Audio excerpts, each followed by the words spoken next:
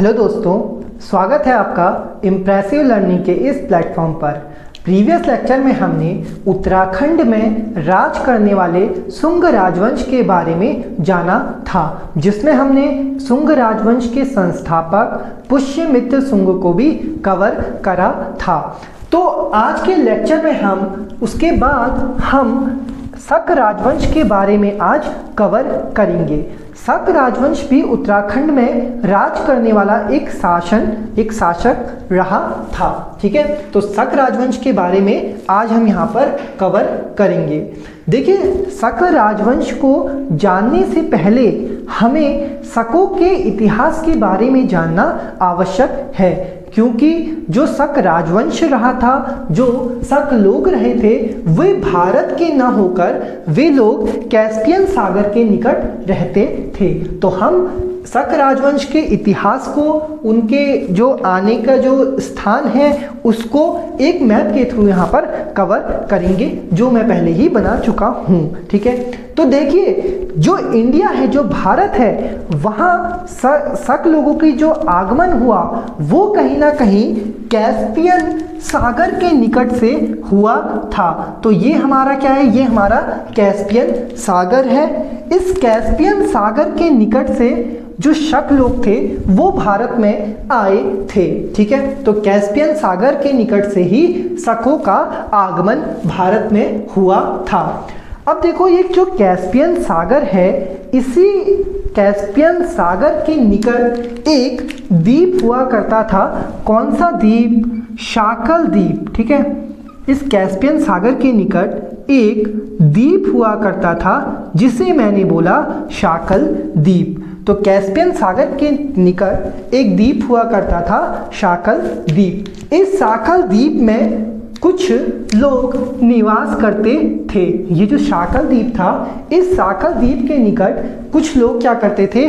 निवास करते थे, जिन्हें शक लोग कहा जाता था। ठीक है, जिन्हें क्या कहा जाता था? शक लोग कहा जाता था। ठीक है, तो शाकल द्वीप में रहने वाले लोगों को शक लोग कहा जाता था। ठीक है, तो शक लोगों का जो आरंभ हुआ था वो, या फिर शक लोगों का जो निवास स्थान था वो कैस्पियन सागर के निकट, कैस्पियन सागर के निकट शाकल द्वीप से हुआ था। ठीक है, शाकल द्वीप से हुआ था। तो कैस्पियन सागर के निकट एक शाकल द्वीप स्थित था, जहां के लोग क्या कहलाते थे? जहां के लोग शक लोग कहलाते थे। अब यहां पर प्रश्न ये बनता है कि जो शक लोग थे वो कहाँ निवास कर रहे हैं? कैस्पियन सागर के निकट निवास कर रहे हैं। तो इनका भारत में आगमन हुआ कैसे? देखो, क्वेश्चन यहाँ पर ये निकल के आ रहा है कि जो शक लोग थे उनका भारत में निवास या फिर भारत में जो ये लोग आए, वो आए कैसे? अब देखो, होता क्या है, इसी कैस्पियन सागर के निकट जो शाकल द्वीप था, उसी कैस्पियन सागर के निकट जो शाकल द्वीप था, उस शाकल द्वीप के निकट एक यूची कबीला हुआ करता था। ठीक है, इसी के निकट हुआ करता था एक यूची कबीला, एक यूची कबीला हुआ करता था। तो जो ये कैस्पियन सागर है, उस कैस्पियन सागर के निकट ही एक यूची कबीला हुआ करता था, और इसी यूची कबीले के लोगों को कुषाण लोग कहा जाता था। ठीक है, इसी यूची कबीले के लोगों को क्या कहा जाता था? कुषाण लोग कहा जाता था। अब होता क्या है, ये जो कुषाण लोग थे, ये एक अत्यंत शक्तिशाली लोग रहे थे, और धीरे धीरे ये कुषाण लोग क्या करते हैं? इस शाकल द्वीप पर आक्रमण कर देते हैं, या शाकल द्वीप के लोगों पर आक्रमण कर देते हैं। जब ये इस शाकल द्वीप के लोगों पर आक्रमण करते हैं, यानी कि शक लोगों पर ये लोग क्या करते हैं? आक्रमण करते हैं। तो यूची कबीले में रहने वाले जो कुषाण थे वो तो एक शक्तिशाली लोग रहे थे, लेकिन शक लोग यहाँ पर शक्तिशाली नहीं थे। तो जब कुषाण लोगों का, यूची कबीले के कुषाण लोगों का आक्रमण शक लोगों पर होता है तो शक लोग क्या करते हैं, शक लोग अपने स्थान को छोड़कर ईरान में बस जाते हैं। ठीक है, तो शक लोग क्या करते हैं, अपने स्थान को छोड़कर ईरान में बस जाते हैं। ठीक है, अब ईरान में जब ये लोग बसते हैं तो इनकी एक भाषा हो जाती है ईरानी भाषा। कौन सी भाषा, ईरानी भाषा हो जाती है। इसी ईरान से विभक्त होकर अलग अलग जो शक लोग थे, ठीक है, धीरे धीरे ये शक लोग क्या करते हैं, ईरान से विभक्त हो जाते हैं और कुछ लोग ईरान से निकलकर पाकिस्तान में आ जाते हैं। ठीक है, पाकिस्तान में आ जाते हैं। सर्वप्रथम ये जो शक लोग थे वो कैस्पियन सागर के निकट रह रहे थे।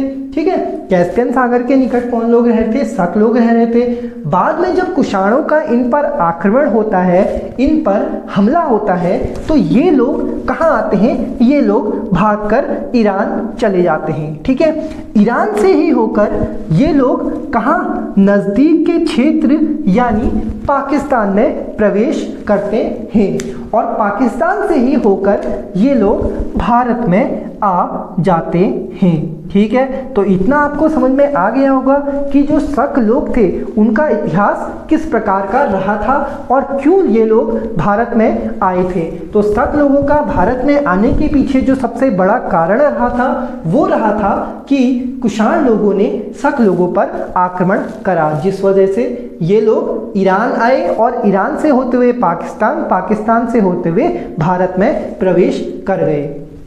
ठीक है, तो अब यहाँ पर मैं आपको कुछ और भी तथ्य इनमें बताता हूँ कि शक लोग जो थे वो स्किथी या स्किथाई जनजाति के लोग रहे थे। ठीक है, स्किथी या स्किथाई जाति के लोग थे। तो शक लोग कौन से लोग थे, स्किथी या फिर स्किथाई जाति के लोग रहे थे। इनकी भाषा जो थी, मैंने आपको बताया कि जो शक लोग थे वो कैस्पियन सागर के निकट रह रहे थे। ठीक है, कैस्पियन सागर के निकट जो शाकल द्वीप था उस शाकल द्वीप पर ये लोग रह रहे थे। बाद में ये लोग ईरान पहुंचे, जिससे इनकी भाषा क्या हो गई, ईरानी हो गई। ठीक है, जिससे इनकी भाषा क्या हो गई, ईरानी हो गई। ठीक है, तो भाषा की मैंने यहाँ पर आपको बात बताई कि इनकी भाषा कौन सी थी, ईरानी इनकी भाषा रही थी। इसके पश्चात जब ये ईरान से होते हुए पाकिस्तान पहुँचे तो सर्वप्रथम ये लोग पाकिस्तान के तक्षशिला वाले क्षेत्र में पहुँचे थे। तो सर्वप्रथम ये कहाँ पहुँचे थे, सर्वप्रथम भारत में ये तक्षशिला में पहुंचे थे। ठीक है, कहाँ पहुंचे थे, तक्षशिला में पहुंचे थे, जो वर्तमान के पाकिस्तान का एक क्षेत्र है। देखिए, प्राचीन भारत में क्या था, जो तक्षशिला था वो शिक्षा का एक महत्वपूर्ण केंद्र था।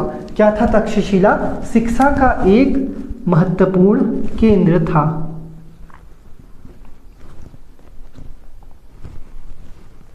तक्षशिला क्या था, शिक्षा का महत्वपूर्ण केंद्र था। और जो भारत था, भारत का एक गांधार देश हुआ करता था, उस गांधार देश की भी राजधानी यह तक्षशिला था। ठीक है, दूसरा पॉइंट यहाँ पर तक्षशिला के उपलक्ष्य में यह है कि यह गांधार देश की राजधानी था। गांधार देश की राजधानी भी क्या था, तक्षशिला रहा था। इसलिए कहीं ना कहीं जो तक्षशिला था वो एक फेमस जगह या फिर फेमस क्षेत्र हुआ करता था, क्योंकि वहाँ शिक्षा का एक महत्वपूर्ण केंद्र था, जो तक्षशिला था शिक्षा का महत्वपूर्ण केंद्र था। और दूसरा यह था कि ये गांधार देश की राजधानी हुआ करता था। इसलिए जो शक लोगों ने सर्वप्रथम जो पाकिस्तान में किस क्षेत्र में आए, तक्षशिला क्षेत्र में ही आए थे। अब देखो पाकिस्तान से होते हुए जब ये पाकिस्तान के तक्षशिला क्षेत्र में आए तो वहीं से इन्होंने सर्वप्रथम मध्य प्रदेश में प्रवेश किया, और मध्य प्रदेश में जो ये आए वो मालवा के क्षेत्र में सर्वप्रथम आए थे। तो अगर वर्तमान के भारत की मैं बात करूं तो वर्तमान भारत के मालवा क्षेत्र में, वर्तमान भारत के मालवा क्षेत्र में इनका सर्वप्रथम आगमन हुआ था। ठीक है, वर्तमान भारत के मालवा क्षेत्र में सर्वप्रथम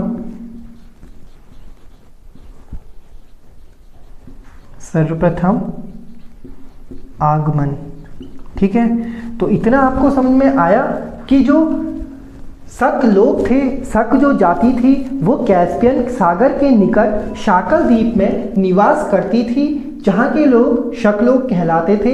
बाद में इन पर कुषाणों का, यूची कबीले के लोगों का आक्रमण होता है, जिस कारण शक लोग ईरान आ जाते हैं, जिससे ईरान में इनकी भाषा ईरानी बनी। और ईरान होते हुए ये इनमें से कुछ लोग पाकिस्तान की तरफ आते हैं और तक्षशिला क्षेत्र में सर्वप्रथम प्रवेश करते हैं। तक्षशिला से ही होते हुए वर्तमान के भारत में मध्य प्रदेश से होकर ये लोग भारत में प्रवेश करते हैं। और यहीं से कुछ लोग उत्तराखंड के तरफ आते हैं और उत्तराखंड में निवास करते हैं। तो जो शक लोग थे उनका जो आगमन हुआ था वो कहाँ से हुआ था? कैस्पियन सागर के निकट शाकल द्वीप से इनका आगमन हुआ था, जिसके पश्चात ये लोग भारत में आए, और भारत में आने के पश्चात इनके कुछ लोगों ने, कुछ शासकों ने उत्तराखंड में भी निवास करा था। अब आगे हम देखते हैं कि जो परीक्षा की दृष्टि से जो महत्वपूर्ण पॉइंट्स हैं शक लोगों के बारे में, उन सबको हम यहाँ पर समझते हैं। तो जानते हैं शकों के महत्वपूर्ण जो बिंदु हैं जो एग्जाम की दृष्टि से इम्पोर्टेंट रहेंगे। ठीक है, देखिए आपको यहाँ पर समझ में आ गया होगा कि जो शक लोगों का इतिहास था वो क्या रहा था। मैंने इसीलिए आपको बताया क्योंकि जो शक लोग थे वो कैस्पियन सागर से आए थे, न कि ये भारत के ही निवासी रहे थे। ठीक है, तो शक लोगों का जो महत्वपूर्ण बिंदु है उसमें जो सबसे पहला आता है कि जो शक लोग थे वो किस जाति से या फिर किस समूह से थे। ठीक है, तो शक लोग सर्वप्रथम क्या थे? स्किथी या स्किथी जनजाति से संबंधित रहे थे। स्किथी जनजाति से संबंधित ये लोग रहे थे, जिसे स्किथी या फिर स्किथाई जनजाति भी बोला जाता है। ठीक है, तो पहला पॉइंट हमारा क्या हो जाएगा कि जो शक लोग थे वो किस जाति से संबंधित थे। दूसरा मैंने आपको बताया कि जब शक लोग कैस्पियन सागर के निकट शाकल द्वीप से ईरान की तरफ आए तो उनकी जो भाषा थी वो क्या बन गई? ईरानी बन गई थी। ठीक है, कौन सी भाषा बन गई थी? ईरानी भाषा बन गई थी। तीसरा हम बात करते हैं इनके जो धर्म है। ठीक है, जो इनका धर्म है ये लोग बौद्ध धर्म को अपनाते थे। तो इनका जो धर्म है वो क्या था? धर्म जो था इनका वो बौद्ध धर्म रहा था।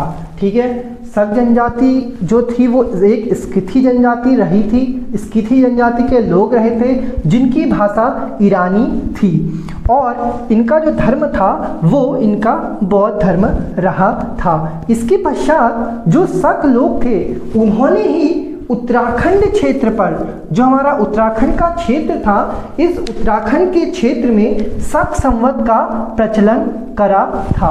तो उत्तराखंड में जो शक संवत का प्रचलन हुआ था वो शक जनजाति के टाइम पीरियड पर ही हुआ था।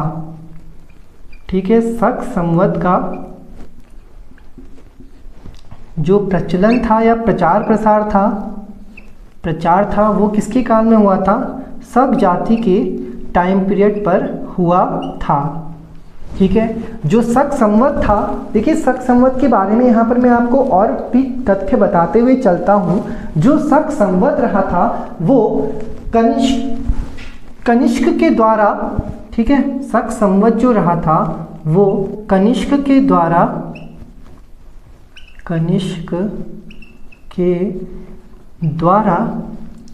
78 ईस्वी में चलाया गया था।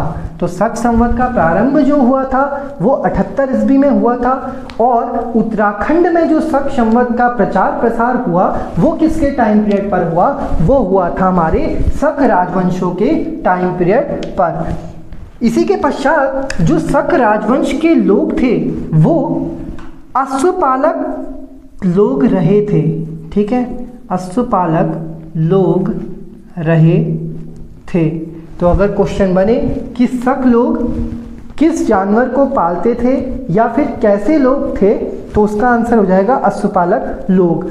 इसी के साथ साथ अगर क्वेश्चन में आए कि जो उत्तराखंड है उसमें शक संवत का प्रारंभ या फिर शक संवत का प्रचार प्रसार किसके काल में हुआ था, तो वो हुआ था शक राजवंश के टाइम पीरियड पर हुआ था। अब देखिए जो शक जनजाति थी, शक जनजाति जो थी उनके जो आराध्य देव थे वो सूर्य भगवान थे। ठीक है, इनके जो आराध्य देव थे या ये सूर्य भगवान के उपासक रहे थे। जो शक जनजाति है वो शक जो जनजाति है वो किसकी उपासक रही थी? सूर्य की उपासक रही थी। ठीक है, सूर्य की उपासक कौन सी जनजाति रही थी? शक जनजाति रही थी, जिसकी जानकारी हमें उत्तराखंड के सूर्य मंदिरों से मिल जाती है। तो उत्तराखंड के जो विभिन्न प्रकार के सूर्य मंदिर हैं, जैसे पलेठी का सूर्य मंदिर और अल्मोड़ा का कटारमल सूर्य मंदिर, उन सभी में जो शक जनजाति सूर्य उपासक रही थी उसकी जानकारी हमें अल्मोड़ा के कटारमल सूर्य मंदिर से मिल जाती है। तो कटारमल सूर्य मंदिर से हमें किसकी जानकारी मिलती है? कटारमल सूर्य मंदिर से हमें जानकारी मिल जाती है शक राजवंश के सूर्य उपासक होने की।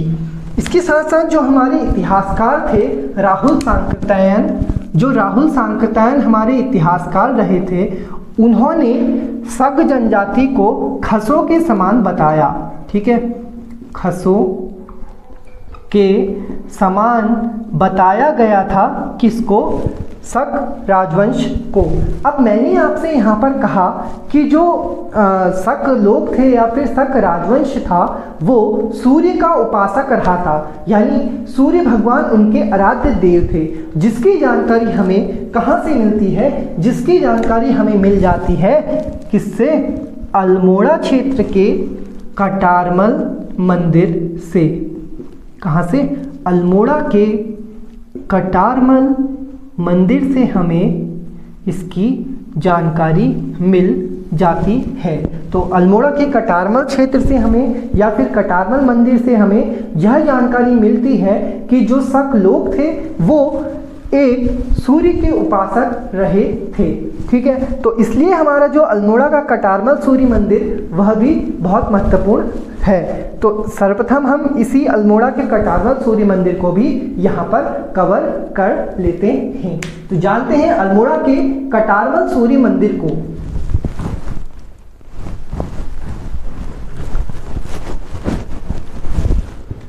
तो कटारमल सूर्य मंदिर को समझते हैं। कटारमल सूर्य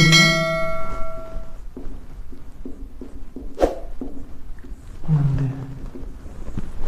ठीक है, देखिए जो कटारमल सूर्य मंदिर था उसका जो निर्माण था वो 9वीं 10वीं ईस्वी में राजा कटारमल के द्वारा करा गया था।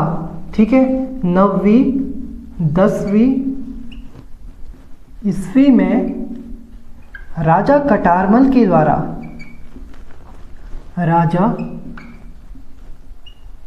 राजा कटारमल के द्वारा इस कटारमल सूर्य मंदिर का निर्माण कराया गया था। ये जो कटारमल सूर्य मंदिर है इसे बड़ादित्य सूर्य मंदिर के नाम से भी जाना जाता है। तो इसका एक और नाम यहाँ पर निकल के आता है बड़ादित्य सूर्य मंदिर। ठीक है, बड़ादित्य सूर्य मंदिर। अब देखिए जो ये बड़ादित्य सूर्य मंदिर है इसे क्यों बड़ादित्य सूर्य मंदिर कहा जाता है, इसको मैं यहाँ पर थोड़ा सा आपको बताता हूँ। देखिए बड़ादित्य जो शब्द है वो दो शब्दों से यहाँ पर बना हुआ है। बड़ादित्य में देखिए दो शब्दों से मिलकर ये बना हुआ है, बड़ और आदित्य। ठीक है, अगर मैं इसे तोड़ूं तो हो जाएगा बड़ और आदित्य। ठीक है, आदित्य। बड़ एक प्रकार का होता है वृक्ष। ठीक है, बड़ क्या होता है, एक प्रकार का वृक्ष होता है। और आदित्य कहा जाता है सूर्य को। ठीक है, आदित्य कहा जाता है सूर्य को। तो जो कटारमल सूर्य मंदिर था, जो हमारा अल्मोड़ा क्षेत्र में स्थित कटारमल सूर्य मंदिर था, वहाँ बड़ यानी बड़ के वृक्ष, बड़ यानी वृक्ष। ठीक है, तो बड़ के वृक्ष की एक सूर्य मूर्ति थी। बड़ के वृक्ष की एक सूर्य मूर्ति थी। बड़ के पेड़ में कह लूँ, बड़ के पेड़ से बनी, पेड़ या लकड़ी में इसे बोलता हूँ, बड़ के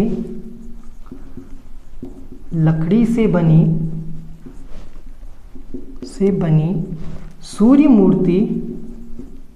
सूर्य मूर्ति थी।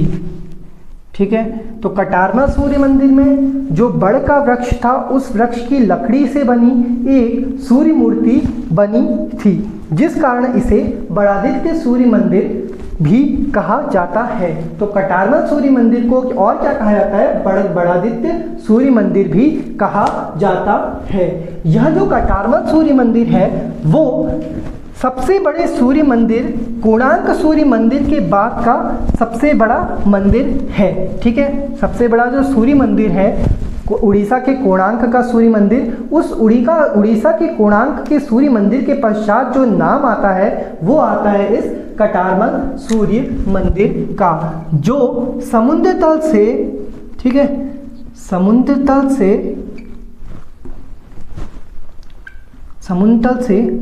2116 मीटर की ऊंचाई पर स्थित है। अगर मैं इसकी स्थिति की बात करूं, स्थिति आपको बताऊं तो अल्मोड़ा क्षेत्र के, ठीक है, इसकी जो स्थिति है वो अल्मोड़ा क्षेत्र के सुनार गांव में, ठीक है, सुनार गांव में कोशिला नदी के तट पर, ठीक है, जो अल्मोड़ा क्षेत्र का सुनाल गांव है उस सुनाल गांव के जो कोशिला नदी है उसके तट पर यह मंदिर स्थित है। तो जो अल्मोड़ा का कोशिला नदी है उसके तट पर यह मंदिर क्या है, स्थित है। और वर्तमान में जो कोशिला नदी है, जो कोशिला नदी मैंने यहाँ पर लिखा हुआ है, और वर्तमान में इस नदी को कोशी नदी के नाम से भी जाना जाता है। ठीक है, कोसी नदी भी इसे कहा जाता है। वर्तमान में कोसी नदी का जो नाम था वो कोशिला या फिर कौशल्या रहा था। ठीक है, कहा जाता है। तो इसकी स्थिति कौन सी है, अल्मोड़ा क्षेत्र के सुनार गांव में कोशिला नदी के तट पर यह जो कटारमल सूर्य मंदिर है यह स्थित है। इस मंदिर में अलग अलग 45 छोटे छोटे मंदिर बने हुए हैं। ठीक है, कितने, इस मंदिर में 45 छोटे छोटे मंदिरों का समूह है। ठीक है,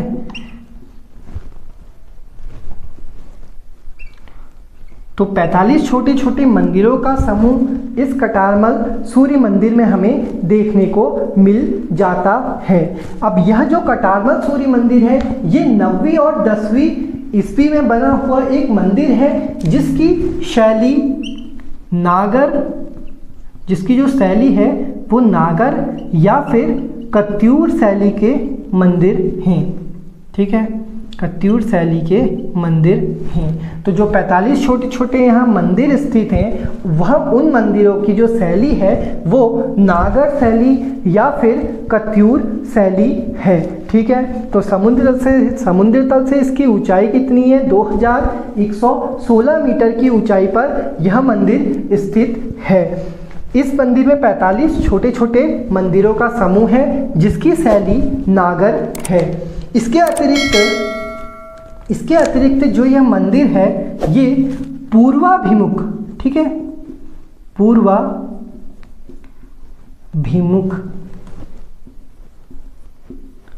यह जो मंदिर है वो पूर्वाभिमुख आकार का एक मंदिर है, यानी इसका जो फेस है ये पूर्व की आकार के फेस का एक मंदिर है। साथ ही साथ इसकी जो संरचना है वो त्रिरप संरचना है। कौन सी? त्रिरप संरचना इस मंदिर की है। तो अगर क्वेश्चन में आए कि जो अल्मोड़ा का ऐसा कौन सा मंदिर है जो त्रिरप संरचना से निर्मित है, तो आपका आंसर हो जाएगा कटारमल सूर्य मंदिर। यहाँ पर मैं त्रिरप संरचना को भी आपको बतलाता हूँ कि जो त्रिरप संरचना होती है, जैसे ये कटारमल सूर्य मंदिर है तो उसकी संरचना त्रिरप है, अर्थात कटारमल सूर्य मंदिर 3 ओर से घिरा हुआ है। ठीक है, 3 ओर से घिरा हुआ है। तो 3 ओर से घिरा हुआ जो मंदिर है उसे हम त्रिरप संरचना के मंदिर कहते हैं, और जिसका मुख पूर्व की साइड हो उसे हम पूर्वाभिमुख कहते हैं। तो कटारमल सूर्य मंदिर जो है वो समुद्र तल से 2116 मीटर की ऊंचाई पर है, जिसकी शैली नागर तथा कत्यूर है। इसका जो भाग है वो पूर्वाभिमुख भाग का मंदिर है, और संरचना जो इसकी है वो त्रिरप संरचना रही है। इसके साथ साथ इस मंदिर में एक गर्भगृह भी स्थित है। ठीक है, इस मंदिर में एक गर्भगृह भी स्थित है। ठीक है, गर्भगृह भी इस मंदिर में स्थित है। इस गर्भगृह का जो द्वार था, ठीक है, जो इस गर्भगृह का द्वार था वो बेजोड़ काष्ठकला से निर्मित रहा था, जिसे भारतीय पुरातत्व विभाग ने गर्भगृह का जो द्वार था वो बेजोड़ काष्ठकला से निर्मित था। बेजोड़ काष्ठकला से निर्मित रहा था। बेजोड़ काष्ठकला से निर्मित इसका गर्भगृह का द्वार था, जिसे वर्तमान में भारतीय पुरातत्व विभाग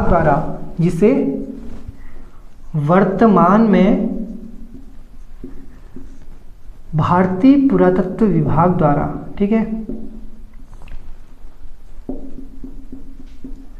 भारतीय पुरातत्व विभाग द्वारा दिल्ली के राष्ट्रीय संग्रहालय में, दिल्ली के राष्ट्रीय संग्रहालय में सुरक्षित रखा गया है।